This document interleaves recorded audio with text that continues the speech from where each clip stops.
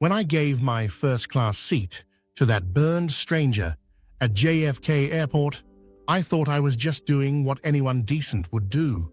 My co-workers had surprised me with an upgrade using their pooled miles for my brother's wedding in Rome, and it was supposed to be my first taste of luxury after 6 years of booking dream trips I could never afford.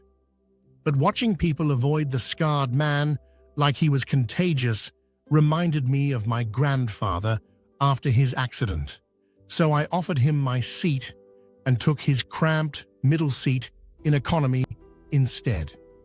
3 weeks later, when Marine One landed in my backyard and General Michael Rodriguez introduced himself as the stranger I'd helped, I learned that simple acts of kindness can change lives in ways we never imagine.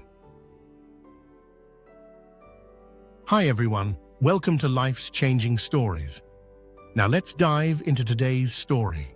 At 29, Erin had mastered the art of describing luxury experiences she'd never personally enjoyed, speaking eloquently about Egyptian cotton sheets and champagne service while sleeping on discount store linens and drinking wine from a box. Her boss, Richard Castellano, often called her the architect of dreams she'd never lived.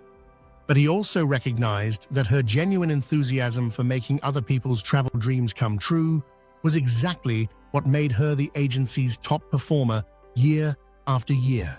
Clients trusted Erin because her excitement for their trips was authentic.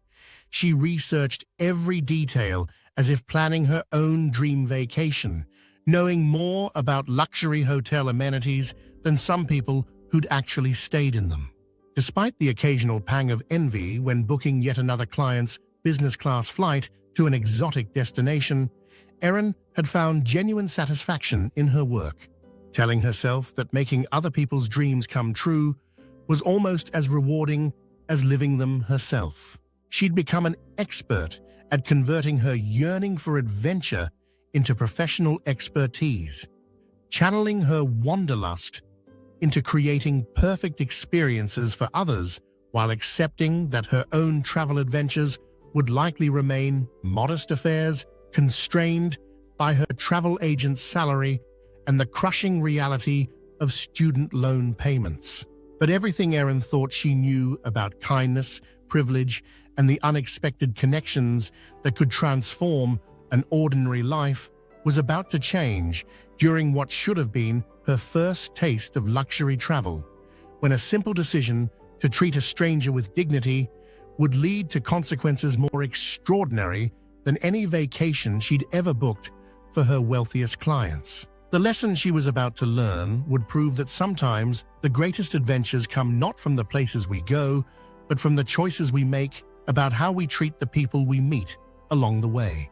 Erin Winter sat at her desk at Elite Destinations Travel Agency, surrounded by the visual evidence of dreams she helped others achieve but had never experienced herself. At 29, she had spent 6 years crafting perfect luxury vacations for clients who thought nothing of spending her annual salary on a single trip to some exotic destination she could only imagine visiting. Erin had become an expert at describing experiences she'd never had. The thread count of Italian hotel linens, the vintage of champagne served in first-class airline lounges, the precise temperature of infinity pools overlooking the Mediterranean.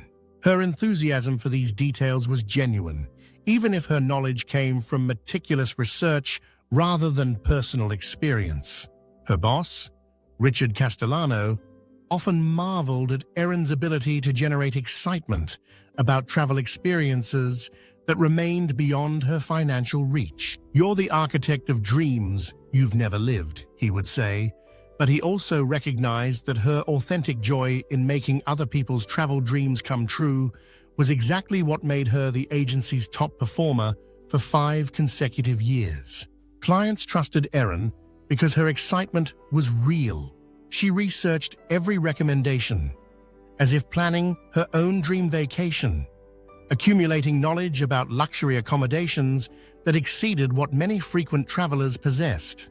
When she described a suite at the Burj Al Arab or a private villa in Tuscany, her passion was unmistakable, even though her own travel experiences were limited to occasional weekends at her mother's timeshare in Fort Lauderdale.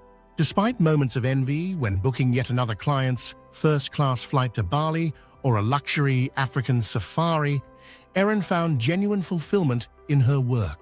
She had convinced herself that making other people's dreams come true was almost as satisfying as living them herself, and her colleagues appreciated her positive attitude and collaborative spirit.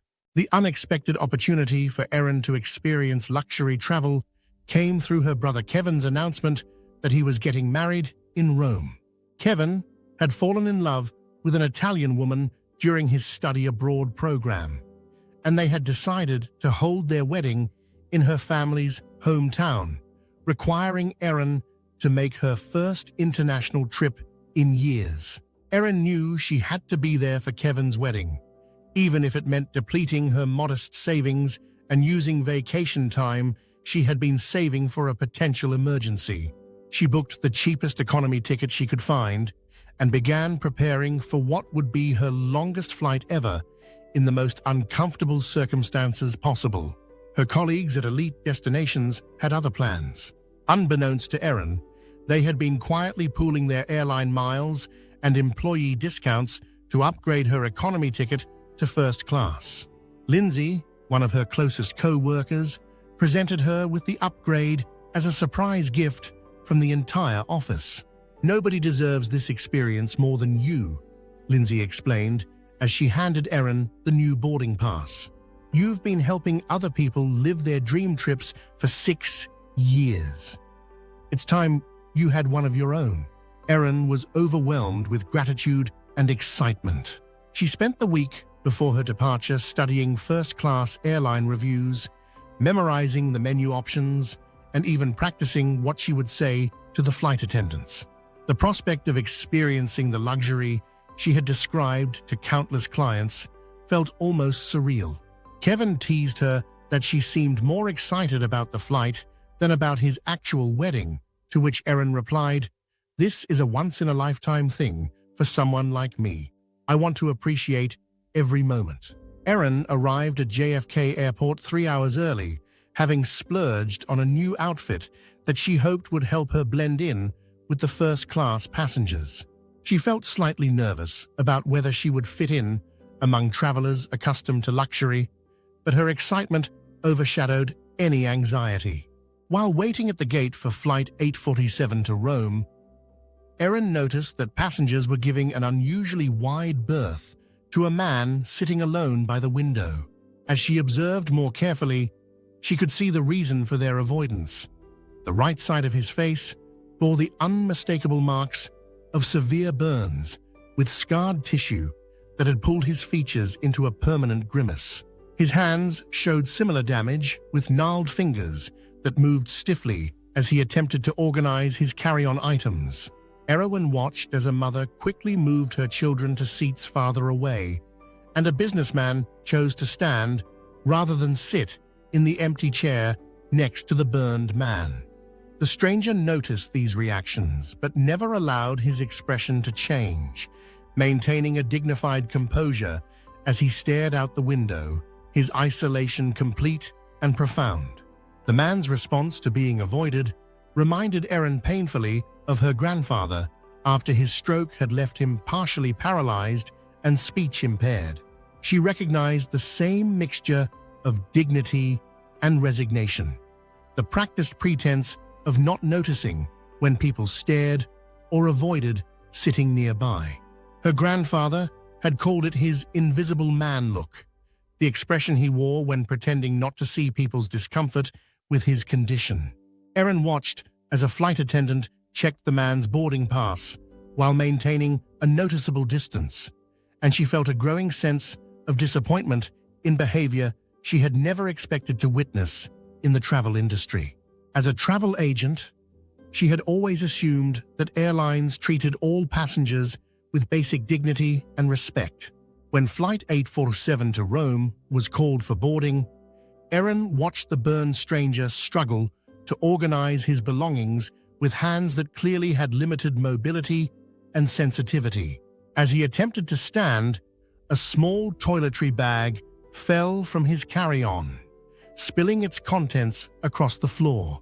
Other passengers walked around the scattered items, carefully averting their eyes rather than offering assistance. Erin stopped and knelt down, helping to collect his scattered belongings while other passengers continued to stream past. The man thanked her quietly, his voice surprisingly gentle and cultured, carrying an accent that suggested education and refinement that contrasted sharply with how others were treating him. As Erin handed him his toiletries, she inadvertently glimpsed his boarding pass, 38D, a middle seat in coach at the very back of the plane, for what would be an 11-hour flight to Rome. She thought about her own first-class seat, her co-worker's generous gift, and her excitement about finally experiencing luxury travel.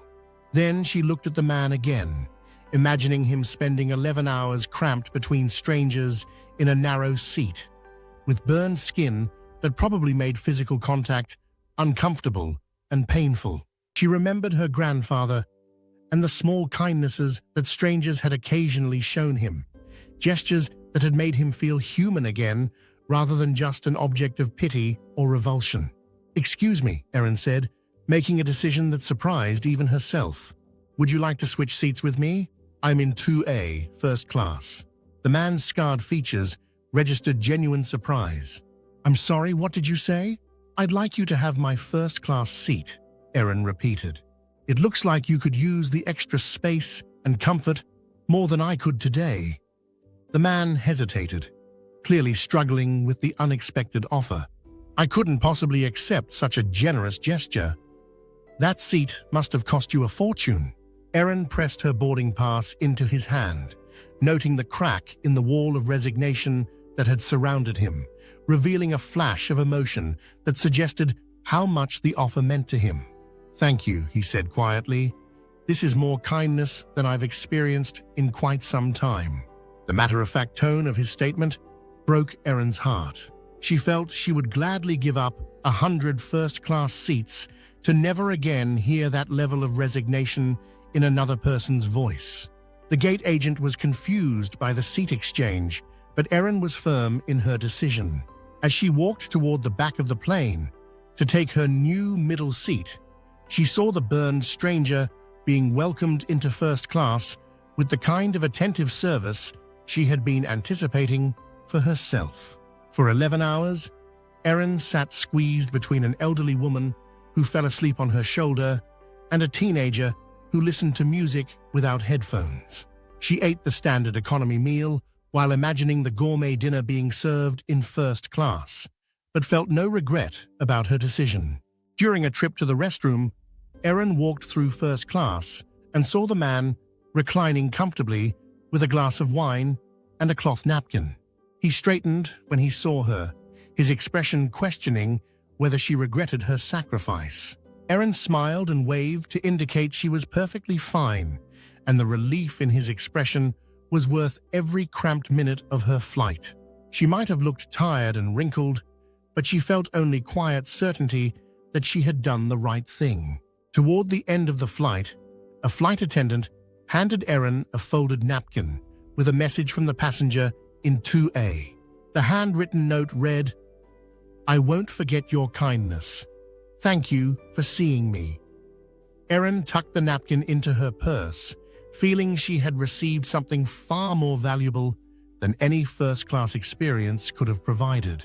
Upon landing in Rome, she lost sight of the man in the crowd and never learned his name.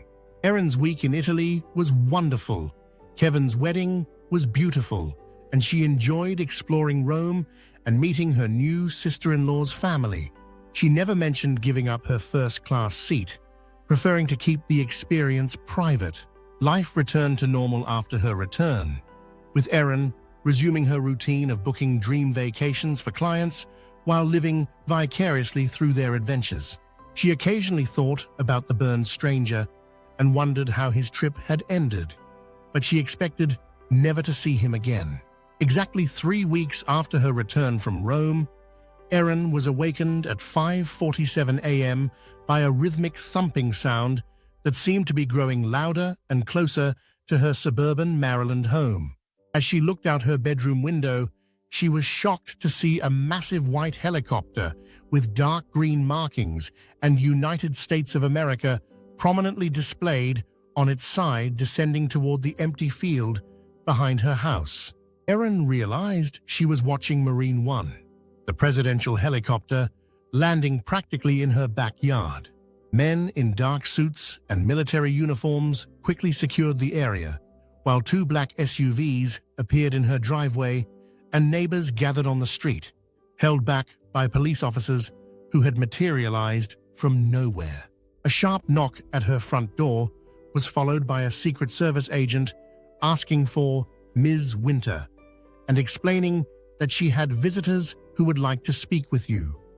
Erin, still in her pajamas, quickly threw on clothes and tried to process what was happening. Outside, a tall man in navy dress uniform walked toward her, and Erin immediately recognized the burn scars on the right side of his face. It was the stranger from Flight 847 to Rome, but now he carried himself with unmistakable military bearing and authority. "Ms. Winter, I'm General Michael Rodriguez, United States Navy SEALs," he said, extending his hand. "I believe we've met before, under different circumstances." Erin stared at him, trying to reconcile the avoided stranger from the airport with the high-ranking military officer standing before her with Marine One as his transportation. General Rodriguez explained that he had been traveling to Rome for specialized burn treatment at a cutting-edge medical facility. He revealed that he led a Navy SEAL unit and had been injured 2 years earlier while ensuring all his men escaped from a burning building during a classified operation overseas. "Marine One is usually reserved for the president," General Rodriguez said with a slight smile, "but exceptions can be made for special circumstances."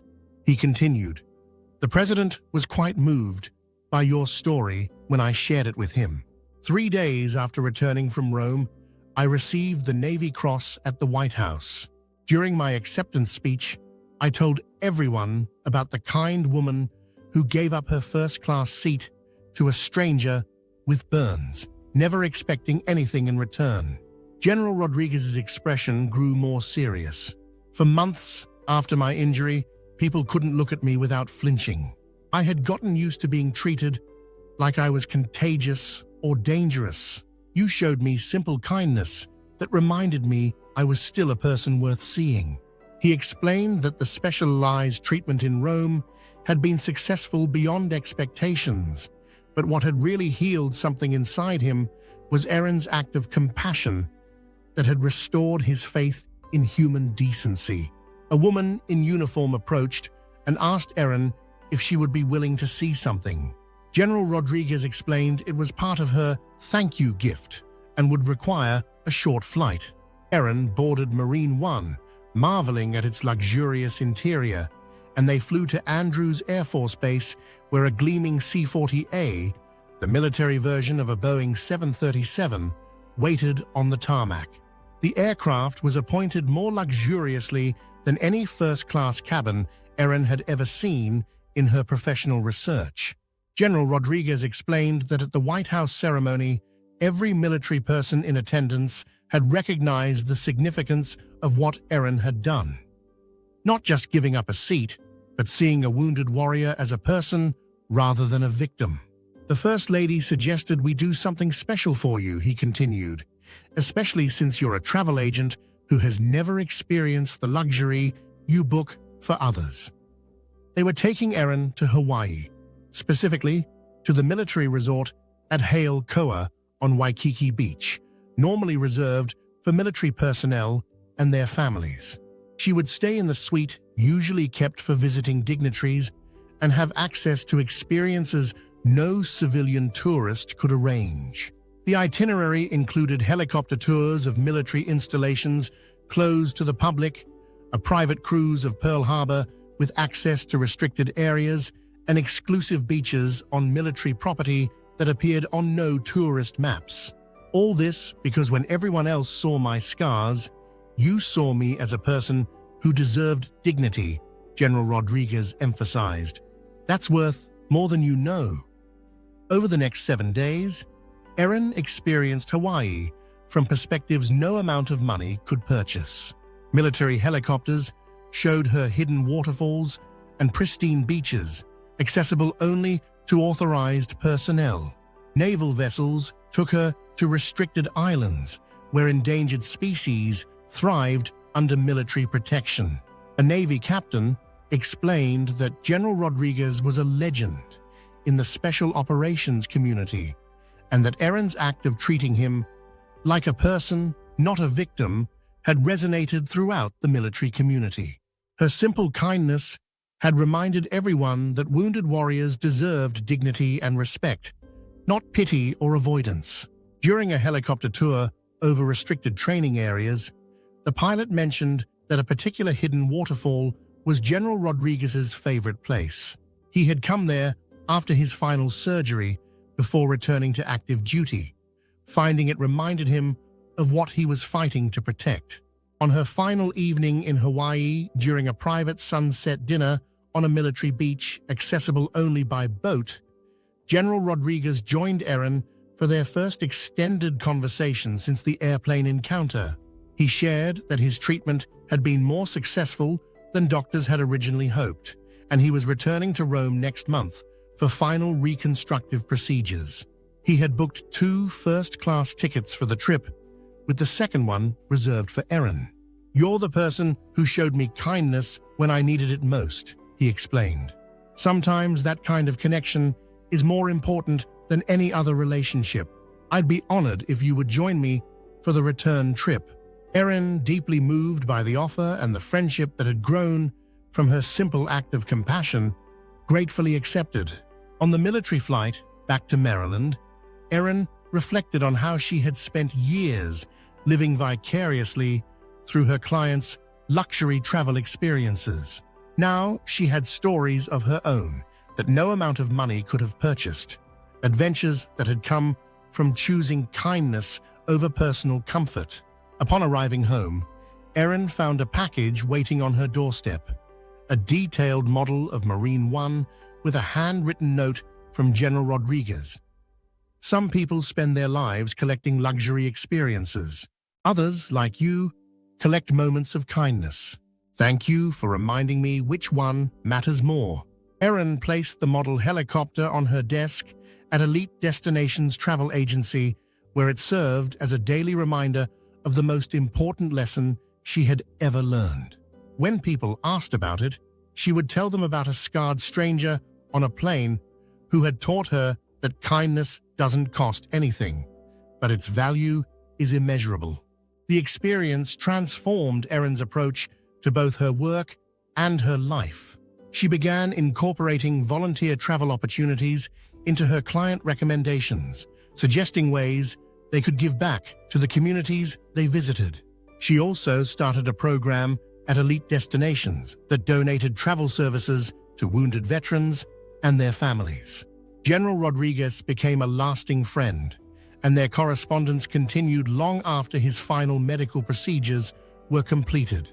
He often sent her photographs from his travels around the world, each image carrying a note about some act of kindness he had witnessed or participated in, inspired by the lesson she had taught him about seeing people as human beings rather than their circumstances. Years later, when Erin would speak to travel industry conferences about customer service and human dignity, she would share the story of Flight 847 to Rome and how a simple seat exchange had led to the most meaningful friendship of her life. The burned stranger, who had taught her about true luxury, the luxury of human connection, dignity, and compassion, had shown her that the most valuable travel experiences couldn't be booked through any agency or purchased at any price. They came from the choices we make about how we treat one another, especially when no one is watching and there's no expectation of reward. Erin kept the handwritten napkin from the airplane in her desk drawer next to the model of Marine One as reminders that kindness creates connections that transcend circumstances and that sometimes the greatest adventures begin with the simplest acts of human decency. We hope you enjoyed today's story of love, life, and betrayal. For more free stories and entertainment from our channel, please hit the like button and don't forget to subscribe with notifications.